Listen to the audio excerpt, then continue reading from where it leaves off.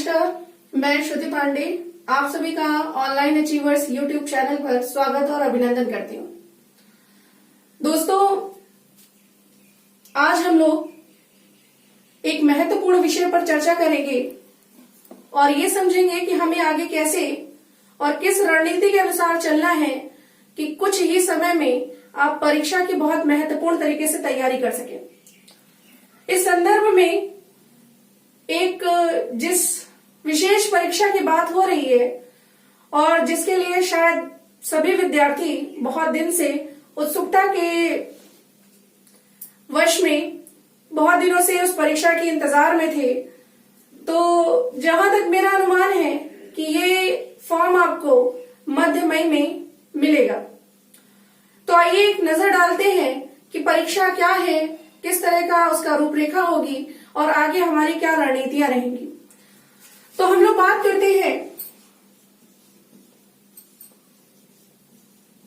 उत्तर प्रदेश राजस्व परीक्षा 2020, जिसे साधारण भाषा में आप लेखपाल भर्ती परीक्षा 2020 के नाम से भी जाना जाएगा। इसमें आगे बढ़ने से पहले मैं आपको ये बता दूं कि इस परीक्षा का आयोजन इस बार आपका यूपी ट्रिपल एससी कराएगा। ये यूपी ट्रिपल एससी के द्वारा आयोजित होगी। अगर बात हम इसमें करते हैं कि इसमें आयु क्या मांगेंगे, तो इसमें आयु आपके 18 वर्ष से 40 वर्ष के लोग तक इसमें अप्लाई कर सकते हैं। अगला प्रश्न आता है इसकी योग्यता पर। तो जो हम लोग एक कयास लगा रहे थे कि शायद इस बार लेखपाल भर्ती परीक्षा में ग्रेजुएशन कर दिया जाएगा, तो उस चीज को डिनाई करते हुए आयोग ने ये बात कही है कि इसकी योग्यता 10+2 ही रहेगी। लेकिन विशेष एक इसके साथ में ये है कि इसके फॉर्म वही फिल कर सकते हैं जिनके पास में ट्रिपल एससी है या ट्रिपल सी है। माफ करिएगा, ट्रिपल एससी नहीं, ट्रिपल सी होना चाहिए। ये कंप्यूटर का एक सर्टिफिकेट कोर्स है। इसके पश्चात ट्रिपल सी की एक बात मैं आपको और बता देना चाहती हूं कि ट्रिपल सी आपका जो मान्य होगा जब आवेदन की तिथि आ जाएगी और आवेदन की अंतिम तिथि से या आपने जब आवेदन कर रखा है तो उस तिथि से पहले का आपके पास में सर्टिफिकेट होना चाहिए। आप उससे पहले परीक्षा को पास कर चुके हो। इसके बाद में अगर हम परीक्षा पैटर्न की बात करेंगे तो इस बार विशेष एक ये है कि इसमें इंटरव्यू नहीं है। यह आप लोगों के लिए एक बहुत उचित और बहुत महत्वपूर्ण तथ्य भी है कि इस बार इंटरव्यू को इस परीक्षा से हटा दिया गया है। तो दोस्तों, ये आपके पास में बहुत बड़ी चुनौती भी है और बहुत बड़ा मौका भी है कि इसमें यदि आप जुट जाए तो ये परीक्षा कोई बहुत कठिन परीक्षा नहीं है। आइए अब समझते हैं कि इस परीक्षा में आपके परीक्षा का पैटर्न क्या होगा।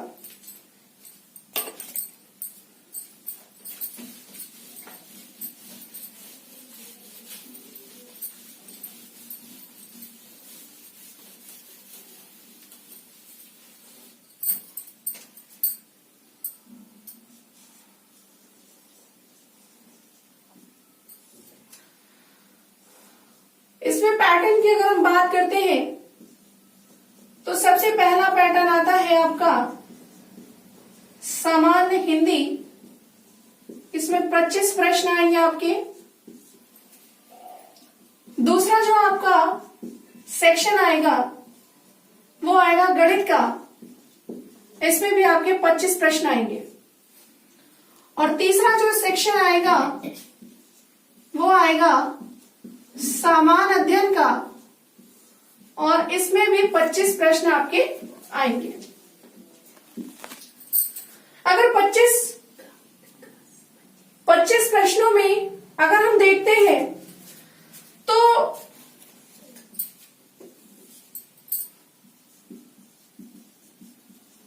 15 प्रश्न आपके सामान्य अध्ययन से होंगे,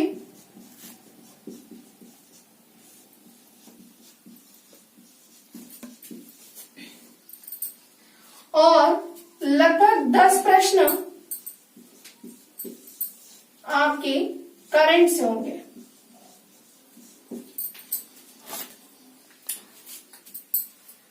पैटर्न पर और इस विषय पर चर्चा करने के लिए आपको मैं ये बता दूं कि इसकी आवश्यकता क्यों पड़ी, क्योंकि बहुत सारे विद्यार्थी ऐसे हैं हमारे जो पैटर्न से अभी परिचित नहीं है।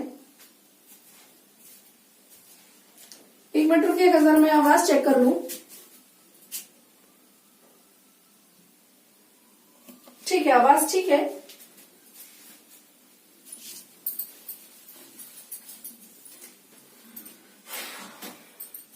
आपको देखकर ये लग रहा होगा कि सामान्य हिंदी तो जरा सी है, आ जाएगी। गणित कुछ के लिए तो टेंशन भरी है और कुछ के लिए बहुत आसान है, और सामान्य दिन में 25 प्रश्न ही तो है।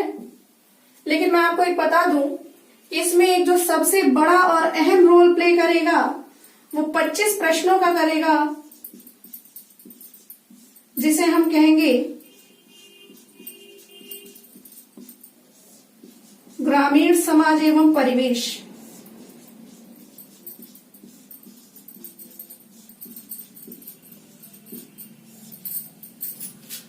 ये जो सेक्शन है, लोग कहेंगे इसमें क्या आना है, सिर्फ गांव का ही तो पूछेंगे, लेकिन गांव का क्या पूछेंगे ये आपको पता होना चाहिए, और ये उतना आसान भी नहीं है जितना आप समझते हैं। तो आइए एक बार देखते हैं कि इसमें ग्रामीण परिवेश में क्या क्या हमसे पूछ सकते हैं।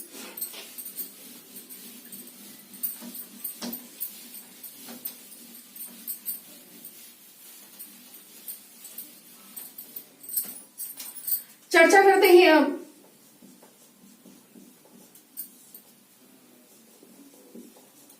ग्रामीण समाज एवं परिवेश की। बच्चों, अगर इसमें सबसे महत्वपूर्ण, सबसे अहम रोल देखें तो आपका उत्तर प्रदेश विशेष बहुत ज्यादा महत्वपूर्ण माना जाता है। मैक्सिमम क्वेश्चन आपके उत्तर प्रदेश से संबंधित आते हैं। इसके बाद में आपका ग्रामीण परिवेश पूछा जाएगा,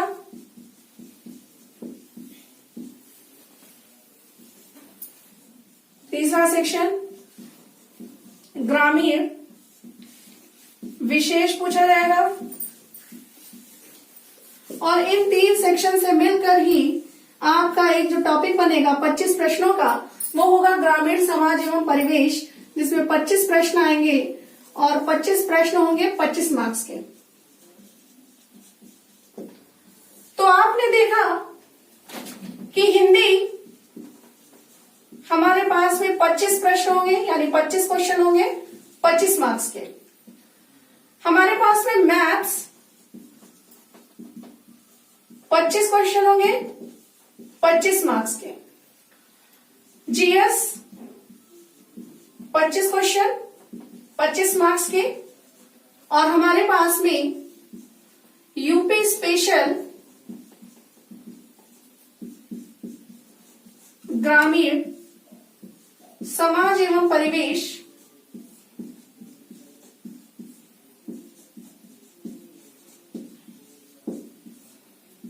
ये भी होगा हमारे पास में 25 क्वेश्चन 25 मार्क्स का।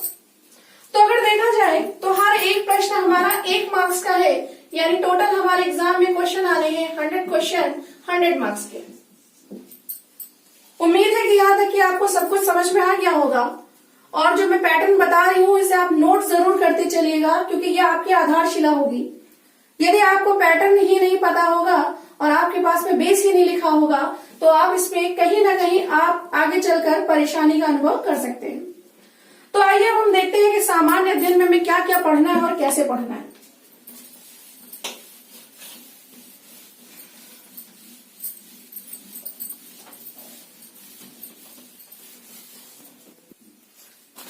सामान्य अध्ययन भी देखते हैं हम।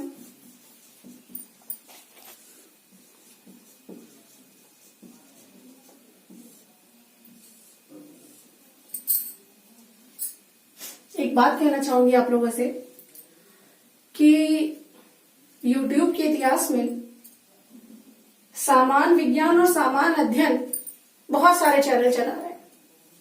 फिर ऐसा क्या विशेष है कि आप मेरे ही चैनल पर देखिए या मेरा चैनल ही पढ़िए।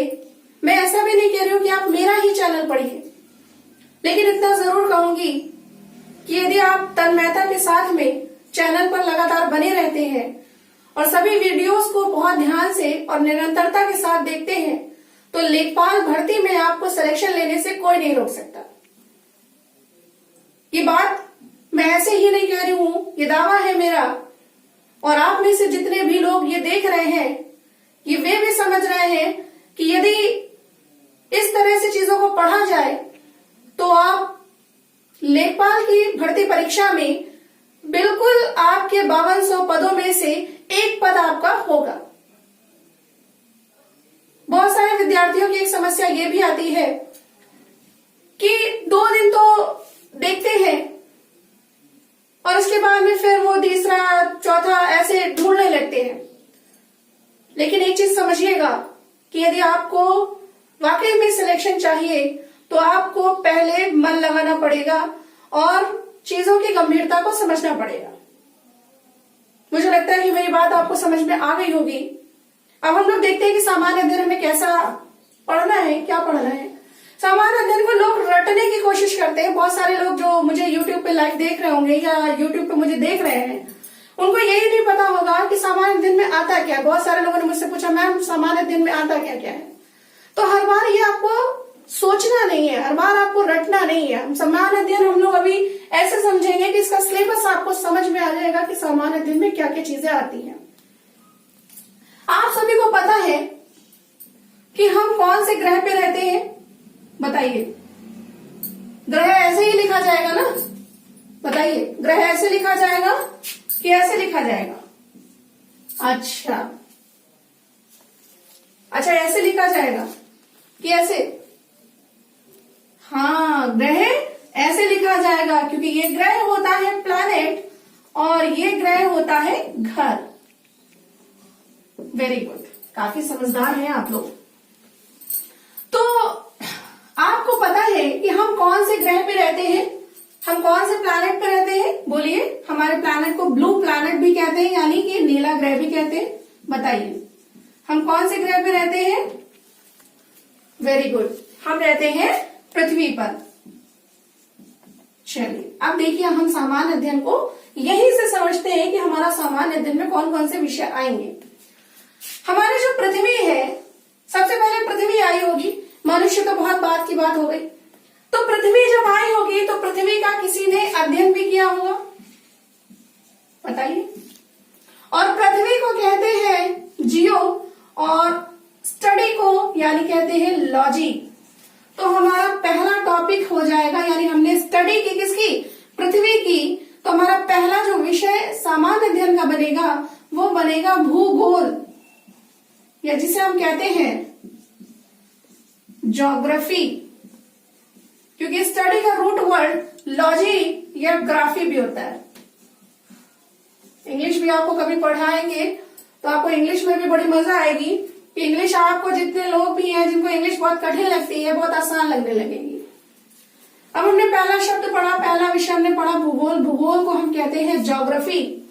भूगोल में आपको 2 सेक्शन पढ़ने होंगे। एक पढ़ना होगा विश्व का भूगोल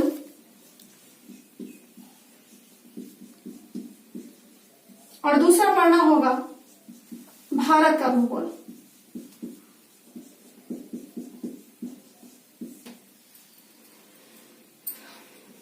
दोनों ही विषय अपने आप में महत्वपूर्ण है और देखिए आपको समय मिला है लॉकडाउन का, तो इसका भरपूर प्रयास करके इसका यूज करिए, ज्यादा से ज्यादा पढ़ने का प्रयास करिए, क्योंकि इस समय आपको सुरक्षित रहना, सुरक्षित आप घर ही पर रह सकते हैं। और इस समय का कैसे लाभ उठाया जाए, इसको आप अपने दिमाग में बैठाइए और अपने विचार को बनाइए कि नहीं, इस बार लॉकडाउन के खुलने के बाद जो भी भर्ती परीक्षा आएगी मुझे वो निकालनी है। और ये मैं पूर्ण विश्वास के साथ कह सकती हूँ, यदि आप हमारे चैनल पर बने रहते हैं और इसका जितने भी विषय आपको पढ़ाए जा रहे हैं, इसको आप अगर लगातार पढ़ते हैं, इनको बाकायदा आप नोट करते हैं, तो लेखपाल की भर्ती परीक्षा आपके हाथों से दूर नहीं होगी। खैर, पहला विषय हमने समझा कि पहला हमें भूगोल पढ़ना है। अब जब हमने पृथ्वी का अध्ययन किया होगा, तो पृथ्वी का अध्ययन करने के पश्चात हमें ये पता चला होगा पृथ्वी पर कुछ वनस्पतियां रही होंगी। वनस्पतियां रही होंगी तो कभी ना कभी मनुष्य आया होगा, और मनुष्य आया होगा तो कभी ना कभी उसका कुछ ना कुछ विषय रहा होगा, कुछ ना कुछ उसका इतिहास रहा होगा। तो अगला टॉपिक हमारा आता है इतिहास। क्या आता है? इतिहास। इतिहास को हम कहते हैं हिस्ट्री। हिस्ट्री को भी आपको दो भागों में पढ़ना है, एक विश्व का इतिहास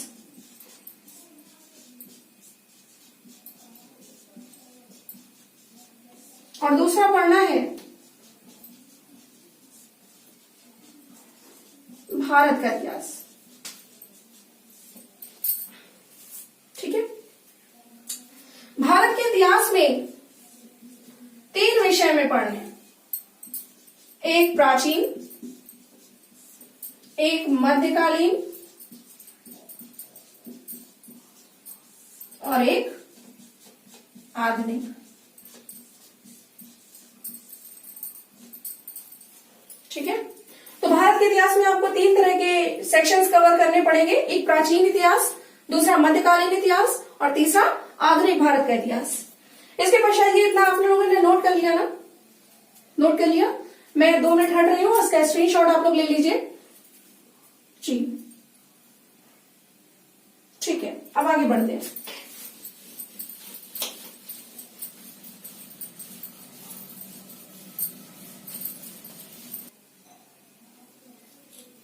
पहला विषय आपने पढ़ा भूगोल, दूसरा आपको पता चला आपने इतिहास पढ़ना है। अब बच्चा, हमारे देश में या इस पृथ्वी पे रहने वाले इतने सभ्य तो नहीं है कि वो जहां भी रहेंगे उनको बिना ऐसे छोड़ दीजिए तो वो कुछ नहीं करेंगे, है ना? तो इन्हें नियंत्रित करने के लिए एक सरकार होनी चाहिए, कुछ लॉज होने चाहिए, कुछ ऑर्डर्स होने चाहिए, है ना?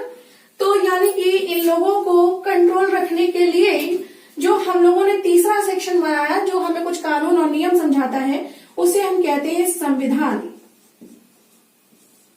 जिसे हम कहते हैं कॉन्स्टिट्यूशन। ये आपको अपने भारत का ही पढ़ना है। कुछ इसमें शासन व्यवस्थाएं आती है कि कहाँ पर कैसी शासन व्यवस्था है, कैसी संसदीय प्रणालियां हैं और कैसी चीजें हैं। तो ये हम जब आपको सेक्शन शुरू करेंगे तो इसमें हम आपको समझाएंगे। ठीक है, इसके पश्चात आपने पृथ्वी भी पढ़ ली, मनुष्य भी आ गया, उसके रख रखाव के लिए, उसको कानून बनाने के लिए मैंने संविधान भी देख लिया। अब खाने के लिए और देश को मजबूत करने के लिए हमें अर्थ चाहिए। अर्थ का मतलब पैसा या धन या संपदा। तो अगला जो हमारा सेक्शन आएगा वो आएगा अर्थशास्त्र, जिसे हम कहते हैं इकोनॉमिक्स। क्या कहते हैं? इकोनॉमिक्स। क्लियर? तो जो हमारे बेस 4 पिलर है ये कवर हो गए। अब किसी देश को अगर बहुत अपने आप को मजबूत करना है, आगे बढ़ना है, तो उसे जरूरत होती है विज्ञान की, जिसे हम कहते हैं सामान्य विज्ञान। और सामान्य विज्ञान में 3 तरह के विज्ञान आते हैं आपके। विज्ञान तो बहुत तरह के हैं, लेकिन आपकी परीक्षा के बिहाफ पर जो इम्पोर्टेंट है वो 3 तरह के विज्ञान आता है। एक आता है जीव विज्ञान, एक आता है भौतिक विज्ञान और एक आता है रसायन विज्ञान। ठीक है, अब आप में से बहुत लोगों के दिमाग में यह आ रहा होगा कि मैम ने पहले भौतिक क्यों नहीं लिखा, तबकि जनरली हम लोग जो है शुरुआत से पहले फिजिक्स, केमिस्ट्री और बायो बोलते हैं। तो देखिए, इसलिए मैंने इसको ऐसे ऊपर रखा है क्योंकि ये विषय जो है आपके पेपर में लगभग 75% विज्ञान के प्रश्नों को कंटेन करता है। ठीक है, इसलिए हम लोग सबसे पहले जीव विज्ञान को पढ़ेंगे, इसके पश्चात हम लोग भौतिक को पढ़ेंगे और फिर हम लोग रसायन को पढ़ेंगे। ठीक है, अब आपको अगर अपने देश को मजबूत रखना है और किसी भी कंट्री को अगर आगे बढ़ते चलना है निरंतरता के साथ में, तो उसे अपने देश के आसपास में क्या हो रहा है इसको समझना होता है, जिसे हम कहते हैं करंट अफेयर्स। ठीक है, और करंट अफेयर्स में जो बहुत सारी चीजें आती हैं वो भी मैं एक शॉर्ट नजर में आपको बता दूं। इसमें आपकी इंटरनेशनल न्यूज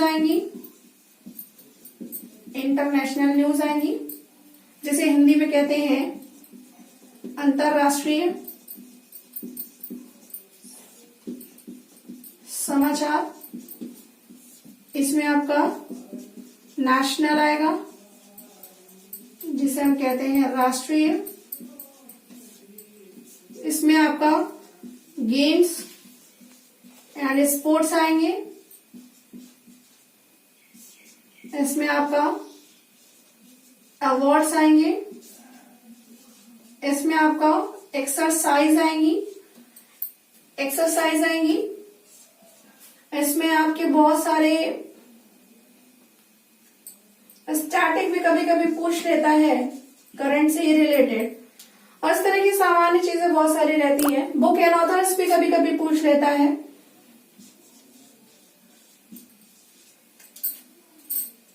क्या कह रहे हैं आप? अच्छा, हिंदी लिखते हैं। गेम्स एंड स्पोर्ट्स, इसको कहते हैं खेल कूद। अवार्ड्स को कहेंगे पुरस्कार।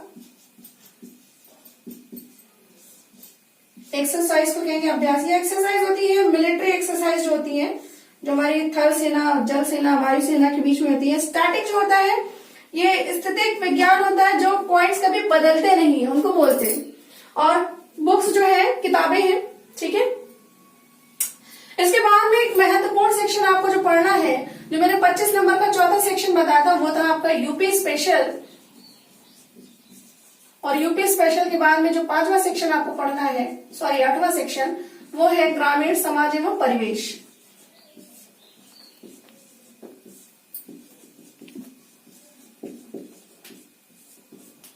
ठीक है, तो ये था आपका सामान्य अध्ययन का पूरा सिलेबस। और आपको मैं ये चीज बता दूं कि चैनल्स तो बहुत सारे आपने पढ़े होंगे, चीजें बहुत सारी पढ़ी होंगी, लेकिन आप एक बार इनको पढ़िएगा और आप कोशिश करिए डेली के डेली नोट्स बनाइए। जितना मैं आपको बता रही हूं उतना नोट्स बनाइए, और नोट्स बनाने के बाद में आप एक भी प्रश्न ऐसा नहीं होगा जो आपकी परीक्षा में यहां से बाहर आएगा।